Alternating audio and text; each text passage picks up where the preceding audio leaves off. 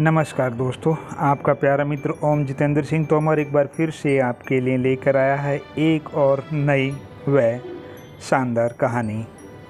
यह दिल्ली है मेरी जान भाग 1 मेरी स्वलिखित 25 कहानियों का संग्रह है। और संग्रह की इस 10वीं कड़ी में मैं आपको सुनाने जा रहा हूँ अपनी 10वीं कहानी। यह है दिल्ली है मेरी जान कहानी 10, जिसका शीर्षक है अब कब आओगे।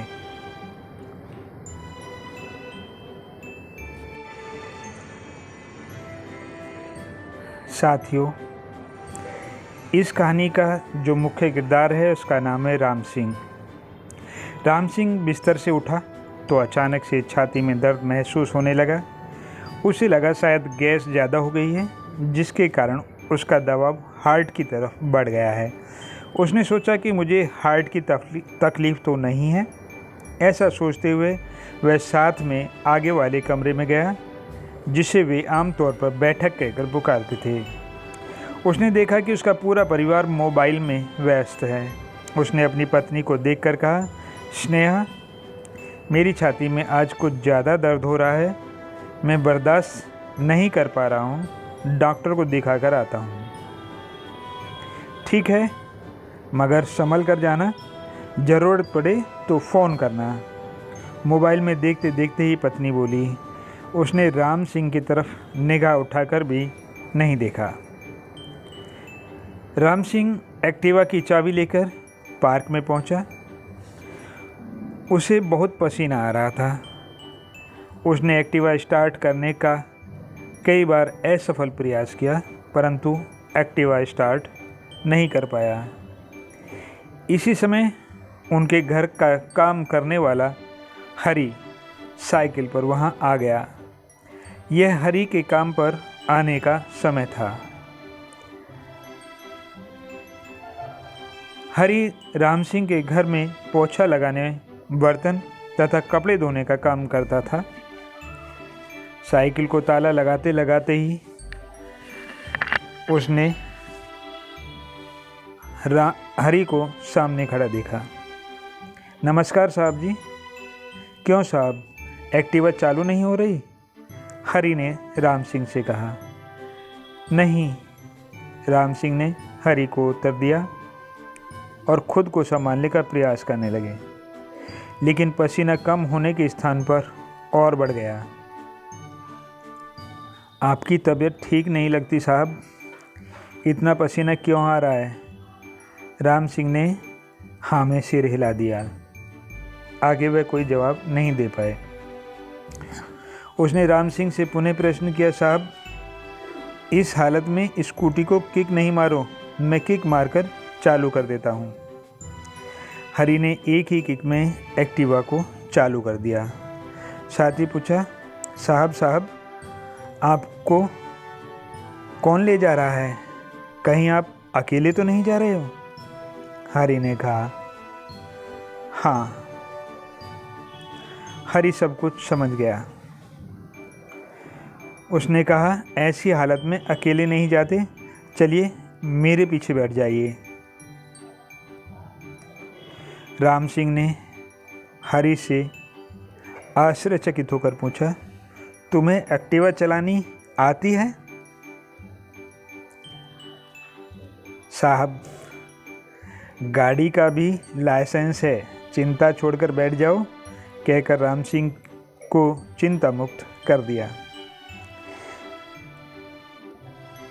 साथियों, वे पास ही के एक अस्पताल में पहुंचे तो हरी दौड़कर अंदर गया और व्हील चेयर लेकर बाहर आया।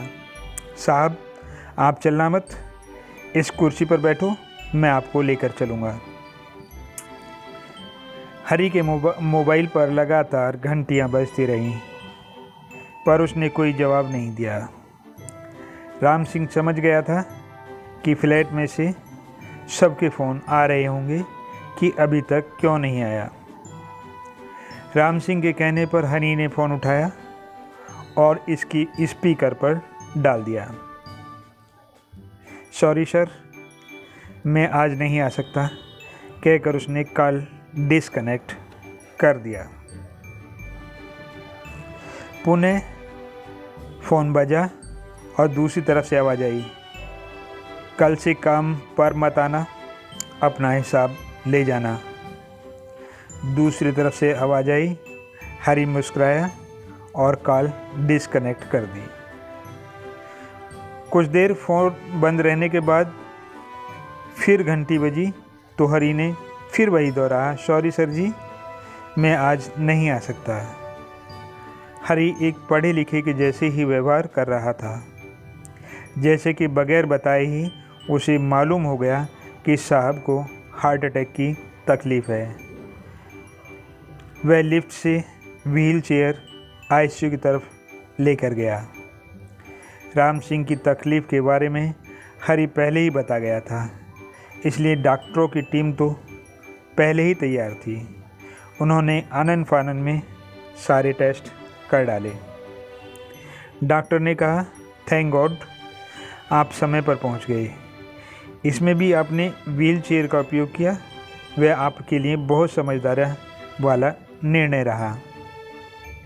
ऑपरेशन के लिए और देरी नहीं कर सकती। किसी अन्य का इंतजार करना आपके लिए बहुत ही हानिकारक हो सकता है, इसलिए बिना देर किए हमें हार्ट का ऑपरेशन कर जल्द से जल्द आपके हार्ट का ब्लॉकेज दूर करना होगा। इस फॉर्म पर आपके स्वजन के हस्ताक्षर की ज़रूरत है। डॉक्टर ने हरी की ओर देखा। राम सिंह ने कहा, बेटा हरी, दस्तखत करने आते हैं? हरी चौंक गया। उसने कहा, साहब जिम्मेदार हूँ, अपनी जिम्मेदारियाँ भी समझता हूँ, पर इतना बड़ा भी नहीं, प्लीज़ इतनी बड़ी जिम्मेदारी मुझ पर न डालें। बेटा तुम्हारी कोई जिम्मेदारी नहीं है, जिनकी जिम्मेदारी है वे सब घर पर फ़ोन में व्यस्त बैठे हैं। तुम्हारे साथ भले ही खून का संबंध नहीं है, फिर भी बगैर कहे तुमने अपनी वह जिम्मेदारी पूरी की जो जिम्मेदारी हकीकत में मेरे परिवार को पूरी करनी चाहिए थी। राम सिंह की आंखों में आग्रह भरे आंसू थे और दोनों हाथ प्रार्थना की स्थिति में जुड़े हुए थे। साथियों, वह हरी से पुनः बोला, एक और जिम्मेदारी पूरी कर दो बेटा। मैं नीचे लिख दूंगा कि मुझे कुछ भी होगा तो जिम्मेदारी मेरी है, तुम्हारी नहीं। तुमने तो सिर्फ मेरे कहने पर ही हस्ताक्षर किए हैं। हरी ने सधे हाथों से हस्ताक्षर कर दिए। जब राम सिंह को ऑपरेशन के लिए ले जाने लगे तो राम सिंह ने हरी से कहा, अब घर पर खबर कर दो। उसी समय राम सिंह की पत्नी का फ़ोन हरी के फ़ोन पर आया। उसने पुनः फ़ोन को स्पीकर पर डाल दिया और शांति से फ़ोन सुनने लगा। तो बड़ा लापरवाह हो गया है, जब देखो छुट्टी कर लेता है। इस बार तेरी पगार अवश्य काटूंगी और तेरी छुट्टी कर देती हूँ। कब तक लौटेगा? स्पीकर की आवाज़ इतनी तेज़ थी कि राम सिंह के कानों में भी उसकी पत्नी की आवाज़ पड़ गई। हरी ने लंबी सांस ली और बोला, सॉरी मैडम, आपको पगार काटने का है तो काट लेना, निकालने का है तो निकाल देना, मगर अभी अस्पताल में रहना बहुत ज़रूरी है। साथियों, उधर से आवाज़ आई, क्यों बहाने बनाता है? मैंने तुझे ठीक ठाक यहाँ तक आते हुए देखा है और तेरी साइकिल भी बाहर खड़ी है। तू हॉस्पिटल कैसे पहुँचा? मैडम गुस्से में चिल्लाकर बोली। साथियों, ऐसा ही होता है। हरी सिंह बोला, मैडम मैं साहब को अस्पताल लेकर आया हूँ, उनकी हालत बहुत ख़राब है। डॉक्टर ने ऑपरेशन की तैयारी कर ली है और आपके इंतज़ार करने का वक्त नहीं है। बेटा घर से फ़ोन था?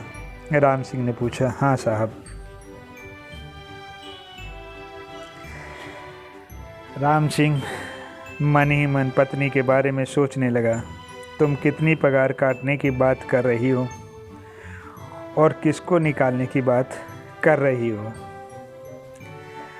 आंखों में आंसू के साथ हरी के कंधे पर हाथ रखकर राम सिंह बोला, बेटा चिंता नहीं करते, जहाँ तुम्हारे जैसे शुभ चिंतक हो वहाँ अशुभ हो ही नहीं सकता।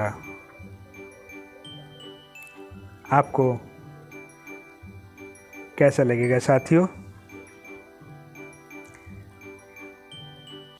राम सिंह बोले, मैं एक संस्था में सेवाएं देता हूँ, वे बुजुर्ग लोगों को सहारा देते हैं। तुम जैसी व्यक्तियों की ज़रूरत वहाँ है। तुम्हारा काम बर्तन कपड़े धोने का नहीं है, तुम्हारा काम तो समाज सेवा का है। चिंता मत करना, मैं आते ही तुम्हारा वहाँ इंतजाम कर दूँगा, वहाँ तुम्हें अच्छी पगार मिल जाएगी। ऑपरेशन के बाद राम सिंह होश में आया तो उसके सामने उसका पूरा परिवार नतमस्तक खड़ा था, लेकिन राम सिंह की निगाहें वहाँ पर हरी को ढूंढ रही थी। राम सिंह आंखों में आंसू लिए बोला, हरी कहाँ है? साथियों, पत्नी बोली, वो छुट्टी लेकर गांव चला गया है, कह रहा था कि 15 दिन के बाद आएगा, उसे ही क्रिया करनी है। जानते हो, उसके घर से फ़ोन पर फ़ोन आ रहे थे और वह आपके इलाज में लगा रहा। उसके पिता ऑपरेशन के लिए जाने से पहले हरी से बात करना चाहते थे, लेकिन वह उनसे बात नहीं कर पाया। मैडम ने एक लंबी सांस ली और कहा, और अब उसके पिता इस दुनिया में नहीं हैं। उसके पिता हार्ट अटैक से गुजर गए हैं। अब मुझे समझ में आया कि उसको मेरे अंदर उसका बाप दिख रहा होगा। राम सिंह ने कहा, हे प्रभु, मुझे बचाकर आपने उसके बाप को उठा लिया। और राम सिंह पूरी तरह से फूट फूट कर रो पड़ा। एक वह अनपढ़ गंवार लड़का जिसने मेरा कुछ भी नहीं होते हुए मेरी जान बचाई, और एक मेरा भरा पूरा परिवार, पढ़ा लिखा परिवार जिसे केवल मोबाइल चाहिए, कोई मरता हो मरे, उसे क्या लेना। राम सिंह का पूरा परिवार हाथ जोड़कर मूक नतमस्तक माफ़ी मांग रहा था। तभी हरी का फ़ोन आया। उसने पूछा, साहब की तबीयत कैसी है? राम सिंह ने फ़ोन हाथ से छीन लिया। सब कुछ ठीक से निपट गया बेटा। हरी फूट फूट कर रोने लगा, साहब मैं घर पहुंचते पहुंचते बहुत लेट हो गया। गांव के लोगों ने उनकी क्रिया कर दी, मैं तो हाथ भी नहीं लगा पाया। वह पुनः फूट फूट कर रोने लगा। वह पुनः बोला, इकलौता बेटा होते हुए भी उनका कंधा नहीं दे पाया, उनकी अंतिम इच्छा भी पूरी नहीं कर पाया। राम सिंह ने हरी सिंह से पूछा, अब कब आओगे बेटा? उधर हरी सिंह का जवाब था, कभी नहीं साहब। कहकर ही नहीं उसने फ़ोन काट दिया। इसके बाद वह और उसका फ़ोन कभी नहीं आया। बस इतनी सी है आज की कहानी। लेखक आपका प्यारा मित्र ओम जितेंद्र सिंह तोमर। यदि आपको हमारी प्रस्तुति अच्छी लगी तो कृपया हमारे चैनल को सब्सक्राइब तथा लाइक करें तथा अपने दोस्तों में शेयर करें, ताकि वे भी हमारी इस कहानी से अवगत हो सकें और हमें उनके विचार प्राप्त हो सकें। अब अपने प्यारे मित्र ओम जितेंद्र सिंह तोमर को विदा दीजिए। नमस्कार, जय हिंद, जय भारत। यह दिल्ली है मेरी जान की नेक्स्ट स्टोरी के लिए स्टे ट्यून्ड।